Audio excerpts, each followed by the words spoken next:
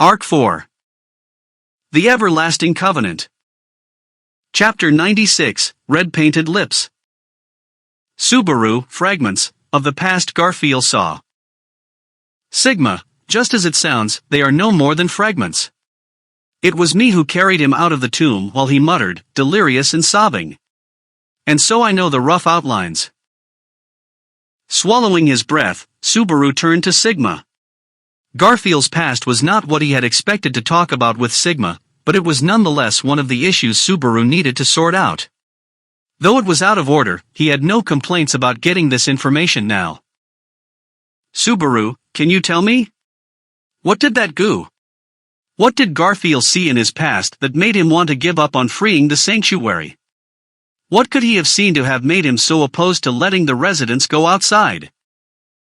Sigma, what that child saw, was his mother's farewell. Subaru, her farewell? Subaru felt something gouge at his chest. Garfield's parting with his mother that doesn't sound unrelated to Subaru's own trial at all. But unlike Subaru, who could look back on his parting with a happy heart, Garfield's probably wasn't so pleasant. And that must be why he was so obsessively bound to the sanctuary. Sigma, Subo, do you know about that child's mother? Subaru, I heard a little from Frederica before. Their mother was an ordinary human, and the half-bloods. Well, a lot of things happened, and those two were born, so she left them in the sanctuary. Sigma, heartlessly, she left by herself to find her own happiness.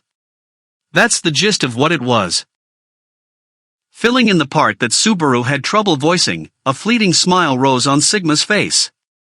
Her supplementary information was just what Frederica had told Subaru about her mother, about her turbulent life, and the unfortunate series of events that led them here.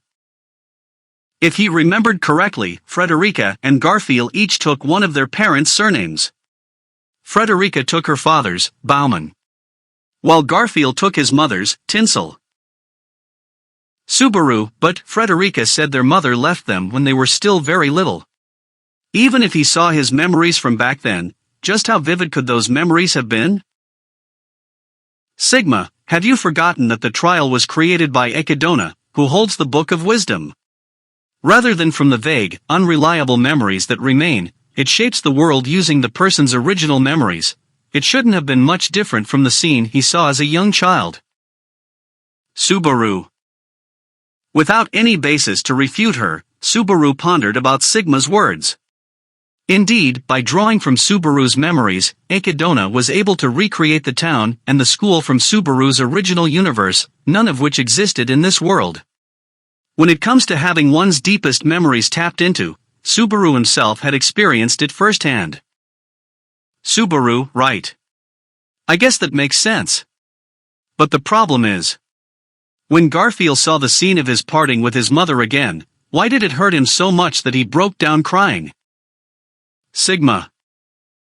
Subaru, it might sound harsh, but she left him when he was still very little, so he spent far more time without his mother than with her.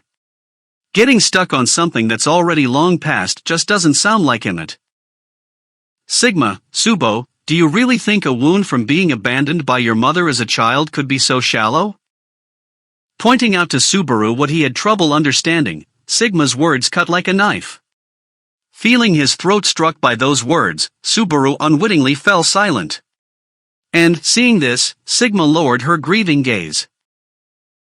Sigma, of course, his sister Frederica, and I were aware of how large a thorn had been lodged into that child's heart. But Garbo might not have been aware of it himself until the past he saw in his trial brought it to the surface. I think his excessive conservatism is precisely because of that. Subaru, but why? So that guy's rejection of liberating the sanctuary and his fears of the outside world are all because of his negative feelings towards his mother. For choosing the outside world over him. Sigma, it's more like hatred of the outside world. Hatred of the world that stole his mother but left him behind. And as much as he wanted to go after her, the barrier barred the rest of us from coming with him. Between his mother and the sanctuary's residents, both of which are irreplaceable to him, it was far too cruel a choice. Subaru, does he maybe hate his mother? The mother who deserted him and went into the outside world alone? For Subaru, who had never been abandoned by his parents, it was a pain he could not understand. No matter how shamelessly he abandoned himself, no matter how worthless he showed them he was, they never once considered giving up on him. He was saved by that warmth, yet that same warmth tormented him even now. Sigma, well, who could say? Sigma avoided giving an immediate answer. Her gaze wandered, as if in search of her words, before she spilled a small sigh. Sigma, I've never been able to ask him what he truly felt about his mother. I was a coward, after all. Every time I wanted to ask, I thought of that child crying in the tomb, and I just couldn't say the words. Subaru, Sigma-san. Sigma, and yet, even after the child learned of his past, he'd still say Garfield Tinsel whenever he was asked for his name. I think he does this so he doesn't forget. Subaru doesn't forget. Giving a nod to Subaru's words, Sigma lovingly looked over the crummy shed that Garfield, with his own hands, had worked so hard to build. Sigma, it's so he doesn't forget the emotion he felt when he saw his past. Whether it was anger or grief, I'm not sure even now. Otto, you look terrible, Natsuki-san. You know that? Spotting Subaru in the center of the village, Otto called out with a wry smile. Hearing that unsparing remark, Subaru shrugged his shoulders and looked towards him. Subaru, I could say the same about you. It's been half a day since I saw you and you're already covered in mud. Still tumbling around in woods at your age, aren't you a bit old for that? Otto, it's not like I was trying to get covered in mud. Subaru, don't shout, it's rattling my sleep-deprived brain. Speaking of sleep deprivation, you've got some circles under your eyes as well. Going frolicking in mud when you should be sleeping. Could it be that you're struck with the urge to rectify as many regrets as you can in the limited time you have left? Otto, could you stop sticking me with that kind of outdated popular fiction plotline? From Otto's objections, it sounds like this world has had its fad of fictions about terminally ill patients trying to live their last days to the fullest as well. Just more useless knowledge to add to the collection. In fact, once this is all over, it might be quite profitable to import all sorts of stories from his original world into this one. That said, anyway, Subaru continued. Subaru, enough of joking around for now. So how are things actually going? Otto, I can't deny that it was a lot harder without you there, Natsuki-san. But still, I think it's safe to call it a success. You can go ahead and praise me now. Subaru, good job, you're my only hope, go for it. Otto, what's with those uninspired encouragements? I can feel the air drying up. Watching Otto flap his arms up and down, Subaru secretly acknowledged his endless gratitude for his help. But since it'd be way too embarrassing to say it out loud, Subaru was determined to take that secret to his grave. Subaru, well, good to hear those preparations are coming along. By the way, how are things progressing on the other front? Think it'll be usable? Otto, that one is a bit tricky with the limited time frame that we have. There's simply not enough time. I guess if I cut into my sleeping hours, I might be able to manage it by the day after tomorrow, but...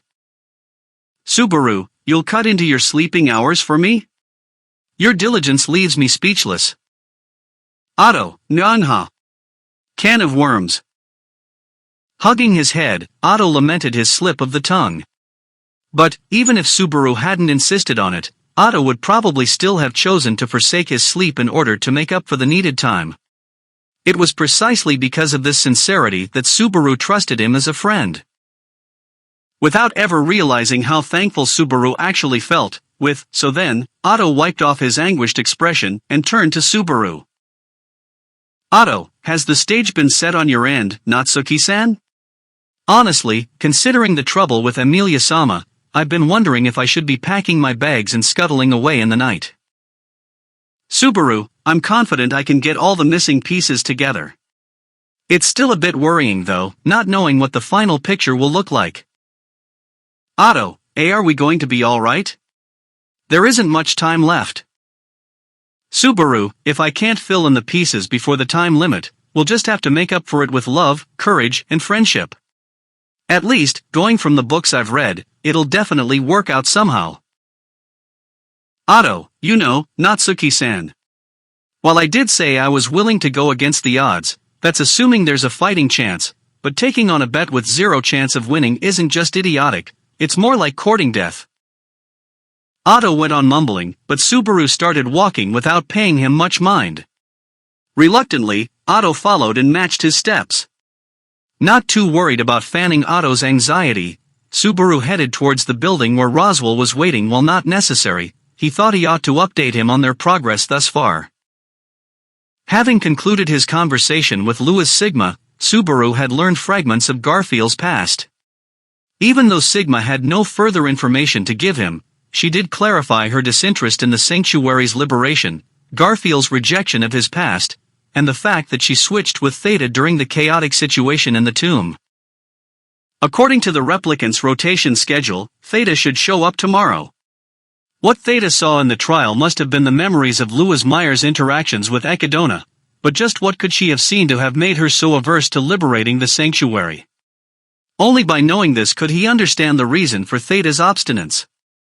And, once he does, he could finally work to remove the existence that had been feeding Garfield his instructions, and get a chance to talk to him without setting off his rage. Despite Garfield's rough and reckless facade, his nature wasn't irrational nor wholly inclined to violence. At least, that was Subaru's impression.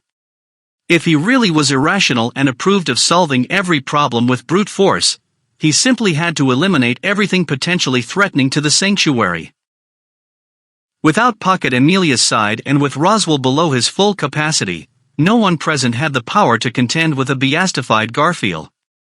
Garfield was now without a doubt the most powerful force within the sanctuary, and if he chose to bare his fangs and attack, he could have solved everything with violence alone. Yet he didn't do this, precisely because, beneath the surface, his nature was still willing to search for a rational solution. Subaru, basically, were taking advantage of his softness to plot behind his back. Huh. Almost makes us sound like the bad guys. Otto, I don't have a problem with using anything we can get our hands on, but I agree that we aren't exactly fairy tale protagonists here. Picking up on Subaru's mutters, the self-professed Scoundrel B shrugged to his accomplice, Scoundrel A. Hearing this, Scoundrel A was sincerely gladdened by that sentiment from B. In any case, Garfield was the convergence point of the many problems surrounding the sanctuary. If they could successfully persuade him, it would be the same as solving the entire B side of their problems. And as for the A side, that would be the trials and Amelia. Subaru, I'll have to go see her one more time after this. It was already well into the evening, and nighttime lights have lit up across the sanctuary. The sun had sunken halfway down the western sky, coloring the world in a sunset hue of orange and violet. Night was approaching and, assuming nothing happens, the time to challenge the trial would soon arrive. But Subaru had yet to hear any report of Amelia waking. Even if she could wake in time for the trials, considering the time she would need in order to sort through her emotions, no doubt the challenge would have to be passed up for tonight. In fact, if worst comes to worst, she might even miss the challenge on Subaru's critical day tomorrow. Even Puck, who served as the trigger of Amelia's collapse, spoke only of the extent of her initial shock, but nothing of how long it would take for her to recover. Subaru, I know it depends on how well I support her after she wakes up, but since I can't know how much damage she's taken, I can't help but feel like I'm just letting it lie. Otto, do you think you'll be able to console her, or something to that effect? I'm just an outsider, so I can't really say anything. Subaru, for the moment, all I know is that she's so confused that she can barely recognize the people around her. It's the first time I've seen her throw a childlike tantrum like this.